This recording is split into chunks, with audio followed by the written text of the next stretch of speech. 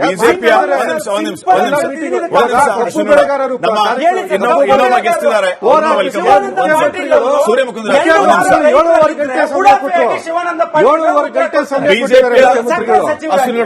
ಬಿಜೆಪಿಯ ವಕ್ತಾರ ಮೋಹನ್ ವಿಶ್ವ ಅವರು ಕೂಡ ನಮ್ಮನ್ನ ಜಾಯ್ನ್ ಆಗಿದ್ದಾರೆ. ಮೋಹನ್ ವಿಶ್ವ, ಕಾರ್ಯಕ್ರಮಕ್ಕೆ ಸ್ವಾಗತ. ನಿಮ್ಗೆ ಕೇಳಿಸ್ಕೊತಾ ಇದ್ರಿ ಅನ್ಕೋತೀನಿ. ನಮ್ಮ ಪ್ರಶ್ನೆ ಇಷ್ಟ ಆಗಿತ್ತು. ಈಗ ಪವರ್ ಶೇರಿಂಗ್ ನ ವಿಚಾರ ಅದು ಇತಿಶ್ರೀ ಅನ್ನೋದೇ ಇಲ್ಲ. ಅದಕ್ಕೆ ಪ್ರತಿನಿತ್ಯ ಒಂದೊಂದು ರೀತಿಯ ಬೆಳವಣಿಗೆ ಆಗ್ತಾ ಇದೆ.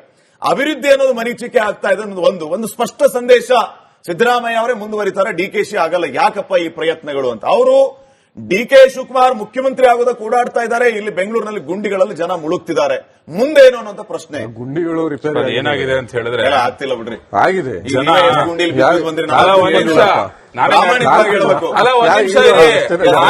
ನಡ್ಕೊಂಡ್ ಬಂದಿದ್ದೀನಿ ಇವಾಗ. ಇಲ್ಲಿ ರೈಟ್ ಟರ್ನ್ ಇಲ್ಲಿ ಆಲ್ರೆಡಿ ಮುಚ್ಚಿಬಿಟ್ಟಿದ್ರೆ ಯಾವ ಟೈಮಲ್ಲಿ ಬೆಂಗಳೂರಲ್ಲಿ ಯಾವ ರೋಡ್ ಕ್ಲೋಸ್ ಮಾಡ್ತಾರೆ ಹೇಳಕ್ಕಾಗಲ್ಲ. ಹಂಗಾಗಿದೆ ಪರಿಸ್ಥಿತಿ. ಏನಾಗಿದೆ ಅಂತ ಹೇಳಿದ್ರೆ ಇವ್ರಿಗೆ 135 ಸೀಟ್ ಕೊಟ್ಟು ಜನ ಆಶೀರ್ವಾದ ಮಾಡಿದ್ರು. Massive majority, no doubt.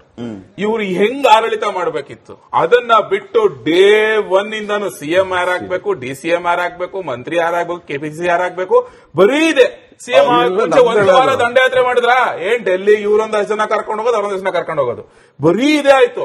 ಇವತ್ತು ನೋಡಿ ಪವರ್ ಶೇರಿಂಗ್ ಅಂತ ಬಂದಾಗ ಯಾರು ಡಿ ಕೆ ಶಿವಕುಮಾರ್ ಹೇಳಿದ ರಾಷ್ಟ್ರೀಯ ಮಾಧ್ಯಮಗಳಲ್ಲಿ ಆ ವಿಚಾರ ನವೆಂಬರ್ ಕ್ರಾಂತಿ ಅಂತ ಬಂದ ತಕ್ಷಣ ಇವತ್ತು ಎಲ್ಲ ಓಡೋಗ್ತವ್ರಪ್ಪ. ಡಿಸಿಎಂ ಅಂಡ್ ಟೀಮು ಅವರು ಓಡೋಗ್ಬಿಟ್ರು. ಡಿ ಕೆ ಶಿವಕುಮಾರ್ ಕಡೆ ಅವರು ಎಲ್ಲರೂ ಡೆಲ್ಲಿಗೆ. ಸುರೇಶ್ ಹೋಗಿದ್ದಾರೆ. ಸಿದ್ದರಾಮಯ್ಯ ಟೀಮ್ ಹೋಗ್ಬಿಟ್ರು. ಇದೇ ಸ್ಪೀಡಲ್ಲಿ ಮೊನ್ನೆ ಬೆಳಗಾವಿ ಕಬ್ಬು ಬೆಳೆಗಾರರು ಒಂದು ವಾರ ಪ್ರೊಟೆಸ್ಟ್ ಮಾಡಿದ್ರು.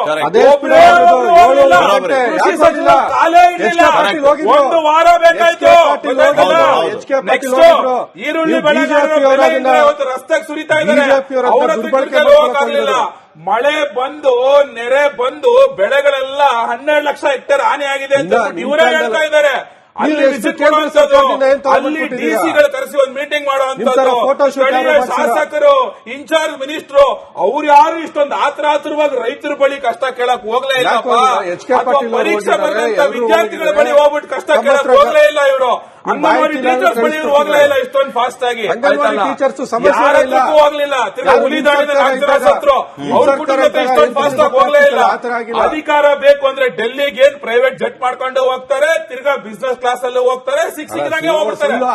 ಜನಗಳ ಬಳಿ ಮಾತ್ರ ಹೋಗ್ಬೇಕು ಅಂತ ಹೇಳಿದ್ರೆ ಒಂದು ವಾರ ಲೇಟು, 15 ದಿವಸ ಲೇಟು, ಪ್ರೊಟೆಸ್ಟ್ ಮಾಡ್ಬೇಕು, ಬೀದಿಗಿಳಿಬೇಕು, ಆಮೇಲೆ ಅಷ್ಟೇ ಹೋಗೋದು. ಅಧಿಕಾರ ಬಂತು ಅಂತಂದ್ರೆ ಪ್ರೈವೇಟ್ ಜೆಟ್, ಬಿಸಿನೆಸ್ ಕ್ಲಾಸ್ ಎಲ್ಲ ಮಾಡ್ಕೊಂಡು ಓಡೋಗ್ಬಿಡ್ತಾರೆ. 2.5 ವರ್ಷದಿಂದ ರಾಜ್ಯದಲ್ಲಿ ಬೇರೆ ಏನೋ ನೋಡ್ತಾ ಇಲ್ಲ. ಅಧಿಕಾರ ಶೇರಿಂಗ್ ಬರೀ ಇದೇ ಆಗೋಗಿದೆ. ಜನಕ್ಕೆ ಇವತ್ತು ಬಿಜೆಪಿ ಅಧ್ಯಕ್ಷ ಜನಕ್ಕೆ ಇವತ್ತು ಫಸ್ಟ್ ಸಮಸ್ಯೆ ಆದಾಗ ಕೇಳ್ಕೊಳ್ಳೋದು ಆಡಳಿತ ಪಕ್ಷನ, ವಿರೋಧ ಪಕ್ಷ. ನಮ್ಮ ಕೆಲಸ ನಾವು ಮಾಡ್ತಾನೆ ಇದೀವಿ. ನೀವು ಅಧಿಕಾರ ಮಾಡೋದು ಬಿಟ್ಟು ನೀನು ಕಿತ್ತಾಡ್ಕೊಂಡು ಡೇ 1 ನಾನು ಆಗ್ಲೇ ಹೇಳಿದೆ, ಯಾರು ಸಿಎಂ ಡಿಸಿಎಂ ಆಗಬೇಕು ಅಂತ ಎಲೆಕ್ಷನ್ ರಿಸಲ್ಟ್ ಬಂದು ಒಂದು ವಾರನೇ ದಂಡಯಾತ್ರೆ ಆಗೋಯ್ತು. ಅವತ್ತಿಂದ ಒನ್ ಟೀಮ್ ಏನ್ ಮಾಡ್ತಾರೆ ಅಂತ ಹೇಳಿದ್ರೆ ಸಿದ್ದರಾಮಯ್ಯ ಅವ್ರ ಟೀಮ್ ಬಿಟ್ಬಿಟ್ಟಿದ್ದಾರೆ. ಈ ಕಡೆ ಡಿ ಕೆ ಶಿವಕುಮಾರ್ ಹೆಸರು ತೇಲ್ ಬಿಟ್ಟ ತಕ್ಷಣ ಆ ಕಡೆ ರಾಜಣ್ಣ ಬರ್ತಾರೆ, ಬಂದ್ಬಿಟ್ಟು ಮೂರ್ ಡಿಸಿಎಂ ಮಾಡ್ಬೇಕು ಅಂತ ಹೇಳ್ತಾರೆ. ಈ ಕಡೆ ಇವ್ರು ಬರ್ತಾರೆ, ಕುಣಗಲ್ ರಂಗನಾಥ್ ಬರ್ತಾರೆ, ಇಲ್ಲ ಏನೋ ಡಿ ಕೆ ಶಿವಕುಮಾರ್ ಸಿಎಂ ಆಗಬೇಕು ಅಂತ ಹೇಳ್ತಾರೆ. ಬರೀ ಇವ್ರ ಮೇಲೆ ಅವ್ರನ್ನ ಚೂ ಬಿಡು, ಅವ್ರ ಮೇಲೆ ಇವ್ರನ್ನ ಚೂ ಬಿಡು. ಇದು ಬಿಟ್ಟು ಏನೋ ಮಾಡ್ತಾ ಇಲ್ಲ ಲಿಟ್ರಲಿ ಇವರು. ಇವತ್ತು ನೀವು ಉತ್ತರ ಕೊಡಿ ನಿಮ್ ಟೈಮ್ ಬಂದಾಗ. ದಯವಿಟ್ಟು ಹಿಂಗ್ ಮಧ್ಯೆ ಮಾತಾಡಬೇಡಿ. ನಾನು ಹೇಳೋದು ಇಷ್ಟೇನೆ. ನಾನು ಆಗ್ಲೇ ಹೇಳ್ದಂಗೆ ಇವತ್ತು ಇರೋಂತ ಒಂದು ಆತರ ಪ್ರೈವೇಟ್ ಜೆಟ್ಗಳಲ್ಲಿ ಬಿಸಿನೆಸ್ ಕ್ಲಾಸ್ ಹೋಗ್ತಿದ್ರಲ್ಲ, ಆ ಆತರ ಯಾಕೆ ನೀವು ಬೆಳಗಾವಿ ರೈತರ ಬಳಿ ಹೋಗಲಿಲ್ಲ? ಯಾಕೆ ನೀವು ಇದೇ ಸರ್ಕಾರದಂತ ಹುಲಿ ದಾಳಿ ಹೊಡೆದಂತ ರೈತರ ಕುಟುಂಬ ಹೋಗೋದಕ್ಕೆ ಯಾಕೆ ಆತರ ಇರ್ಲಿಲ್ಲ ನಿಮಗೆ? ಅಧಿಕಾರಕ್ಕೆ ಮಾತ್ರ ಈಗ ಅವ್ರು ಕೇಳಿದ್ದಾರೆ.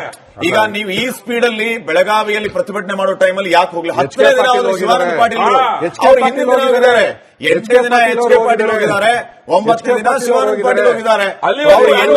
ಪ್ರೊಟೆಸ್ಟ್ ಮಾಡ್ತಾ ಇಲ್ಲ, ಸ್ಪೀಡ್ ಅಂತ ಕೇಳ್ತಿದ್ದಾರೆ. ಉತ್ತರ ಏನ್ ಗೊತ್ತಾ? ಕಬ್ಬು ಬೆಳೆಗಾರರ ಸಮಸ್ಯೆಗೆ ಪರಿಹಾರ ಕೊಡಬೇಕಾಗಿರೋದು ಫ್ಯಾಕ್ಟರಿ ಓನರ್ಸ್ಗಳು ಯಾರು? ಯಾರ್ಯಾರು ಫ್ಯಾಕ್ಟರಿ ಓನರ್ಸ್ ಇರೋದು ಇವತ್ತು? ಎಲ್ಲ ಆಲ್ ನಿರಾಣಿ ಶುಗರ್ಸ್ ಆಗಿರ್ಬೋದು, ಎಲ್ಲಾ ಪಾರ್ಟಿನಲ್ಲೂ ಇದಾರೆ. ಸೊ ಇವತ್ತು ಸರ್ಕಾರ ಏನ್ ಸಂಧಾನ ಮಾಡ್ತು, ಎಚ್ ಕೆ ಪಾಟೀಲ್ ಅವ್ರು ಏನ್ ಹೋಗಿದ್ರು, ಅದಾದ ನಂತರ ವಿಧಾನಸೌಧದಲ್ಲಿ 7:15 ಗಂಟೆ ಮೀಟಿಂಗ್ ನಡೀತು ಮುಖ್ಯಮಂತ್ರಿಗಳ ಜೊತೆಗೆ. ರೈತರ ಮುಖಂಡರುಗಳು ಬಂದಿದ್ರು. ಸೊ ಸರ್ಕಾರ ಕೊಟ್ಟಂತ ತೀರ್ಮಾನವನ್ನ ಇವತ್ತು ವಿರೋಧ ಮಾಡ್ತಿರೋದು ಯಾರು? ಇದೇ ಸಕ್ಕರೆ ಕಾರ್ಖಾನೆಗಳ ಮಾಲೀಕರುಗಳು. ಇವತ್ತು ನರೇಂದ್ರ ಮೋದಿ ಅವರು ಅದನ್ನ ಬಗೆಹರಿಸಬೇಕಲ್ಲ.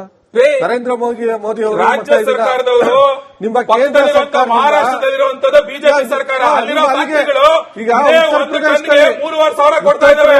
ಇಲ್ಲಿ ಸರ್ಕಾರ ಕೊಡ್ತಾ ಇಲ್ಲ. ನಿಮ್ ಫೇಲ್ಯೂರ್ ನೀವ್ ಹೇಳಿ. ಇವತ್ತು ನೀವು ಯಾಕೆ ಇದನ್ನ ಯಾವ ಹೋರಾಟನೂ ಮಾಡಕ್ಕಾಗಿಲ್ಲ. ಇದು ಬಿಜೆಪಿ ಸ್ಪಾನ್ಸರ್. ನೀವು ಮನೆಗೆ ಹೋಗಿ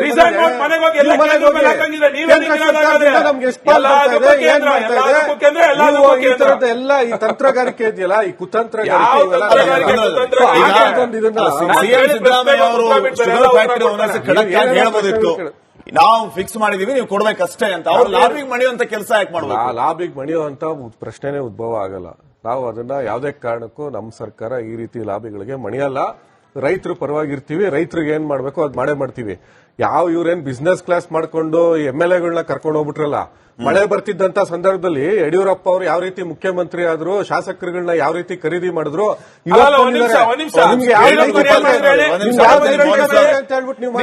ಬೇಳೂರು ಗೋಪಾಲಕೃಷ್ಣ ಬರ್ತೀನಿ ರೀ.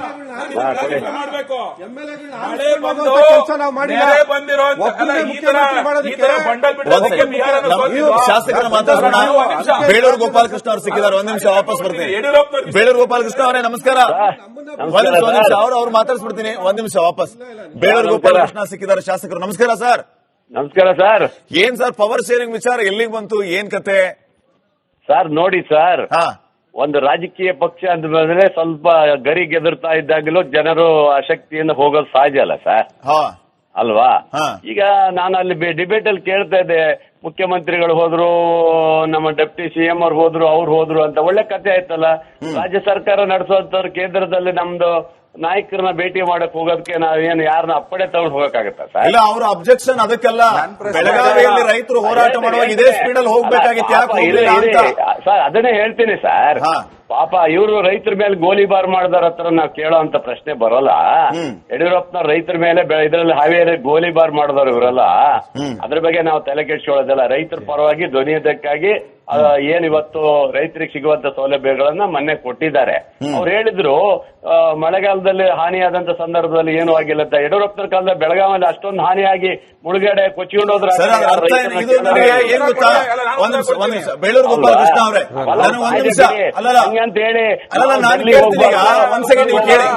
ಅವ್ರು ಮಾಡಿದ್ರು ಅಂತ ನಾವು ಅವ್ರು ಮಾಡಿದ್ರು ಅಂತ ನೀವು ಮಾಡ್ತೀರಾಗಿದ್ರೆ ನೀವು ಬಿಜೆಪಿ ಉದಾಹರಣೆಯನ್ನ ಕೊಡ್ತಾ ಇದ್ರೆ ಆಯ್ತಪ್ಪ, ಅವ್ರು ಮಾಡ್ಲಿಲ್ಲ, ಈಗ ನೀವು ಮಾಡಿ, ನಿಮ್ ಕೈಯಲ್ಲಿ ಅಧಿಕಾರ ಇದೆ. ನಾವು ಮಾಡಿದ್ವಲ್ಲ ಸರ್, ನಾವು ಈಗ 3,500 ರೂಪಾಯಿ ಕಬ್ಬಿ ಬೆಲೆ ಕೊಟ್ಟಿವಲ್ಲ ಸರ್. 3,500 ಅಲ್ಲ, 3,300 ರೂಪಾಯಿ ಕೊಟ್ಟವ್ರು. ಇವ್ರಿಗೆ ಏನ್ ಸಂಕಟ, ಇವ್ರಿಗೇನ್ ಸಂಕಟ? ವಿಜೇಂದ್ರ ಹೋಗಿ ಬೆಂಕಿ ಬಂದ್ರಲ್ಲ, ಆಯ್ತು ಅಲ್ಲ, ಅದೆಲ್ಲ ಇರ್ಲಿ. ಈಗ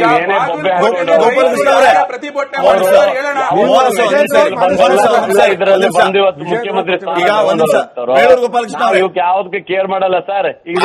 ಬೇಳೂರು ಗೋಪಾಲಕೃಷ್ಣ ಒಂದ್ ನಿಮಿಷ ಇರಿ, ಎಲ್ಲಿ ಹೋಗಿ ಬಗ್ಗೆ ಕೇಳಿ ಸರ್. ಬಿಜೆಪಿ ಬೇಳೂರು ಆಯ್ತು. ಈಗ ನಾವು ನೋಡಿದ್ವಿ ಬಿಡಿ ಸರ್. ಒಂದ್ ಸೆಕೆಂಡ್ ನನ್ನ ಪ್ರಶ್ನೆ ಕೇಳಿಸ್ಕೊಳ್ಳಿ, ಹತ್ಯೆಲ್ಲ ಇವರು ಬಿಡಿ. ನನ್ನ ಪ್ರಶ್ನೆ ಕೇಳಿಸ್ಕೊಳ್ಳಿ.